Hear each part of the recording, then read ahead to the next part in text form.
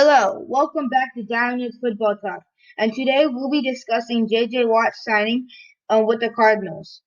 The contract details for J.J. Watt is that he signed a 2-year, $31 million contract. In this video, we'll be going over, was this the best signing for J.J. Watt? Was this the best signing for the Arizona Cardinals? How will J.J. Watt improve the Cardinals defense? And some key players on the Cardinals defense that will help in 2021. First of all, was this a good signing for J.J. Watt? No, I do not think so, because in my previous video, I mentioned a lot of contenders, such as the Tampa Bay Buccaneers and the Kansas City Chiefs. Those teams have multiple guys that they can rely on, and J.J. Watt won't have to play a big role. After all, he is 32, and he's coming off a 16-game season where he notched 48 tackles and 5 sacks.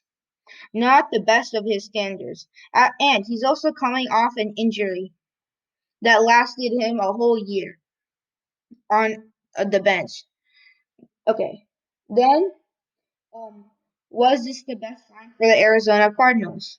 Yes, it was a really good sign because this will help out their defensive line as they won't be completely neutralized by Chandler Jones getting double teamed. The stats for Chandler Jones in 2020 is he played 5 games, 10 tackles, and 1 sack.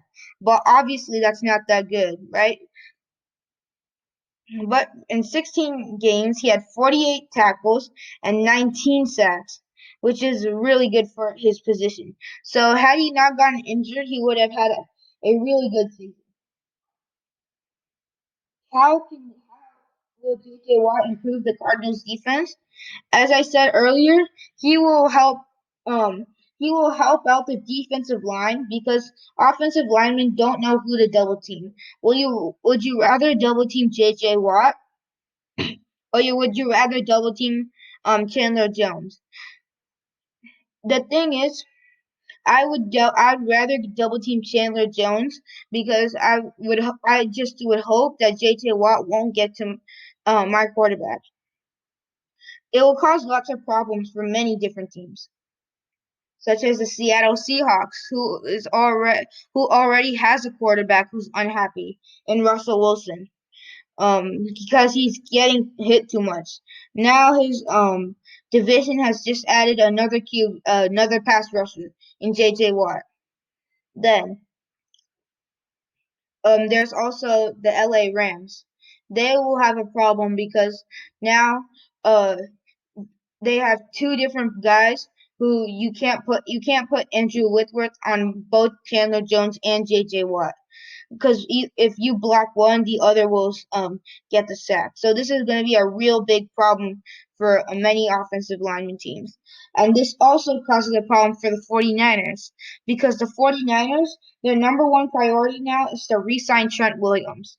Trent Williams is one of the few offensive linemen that can go one-on-one against either J.J. Watt or Chandler Jones.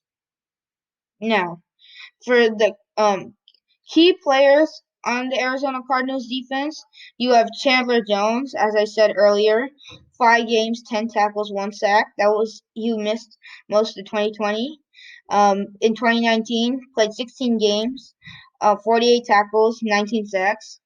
You have Buda Baker, who will be there stopping the run. He played 15 games, had 112 tackles, 2 sacks, and 2 interceptions. Another guy who will help out in their division is Isaiah Simmons. In 16 games, 50 tackles, 2 sacks, and 1 interception. Although that's not a good season for a linebacker, he's more of a pass coverage guy, so you can let him go. And he's a rookie, so he'll continue to develop and get better. The one who does all the tackling from the linebacker position is Jordan Hicks, who notched 78 tackles and 1 interception. Where I see the Cards going after the signing based on this decision, I can see them making it to the divisional.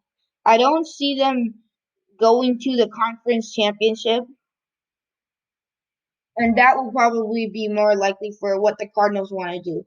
Maybe even a first round exit. that is most likely the way I see the Cardinals doing things. And that is going to be the end for the video. If you want to see more of this content, subscribe and hit that post notification button. See you later.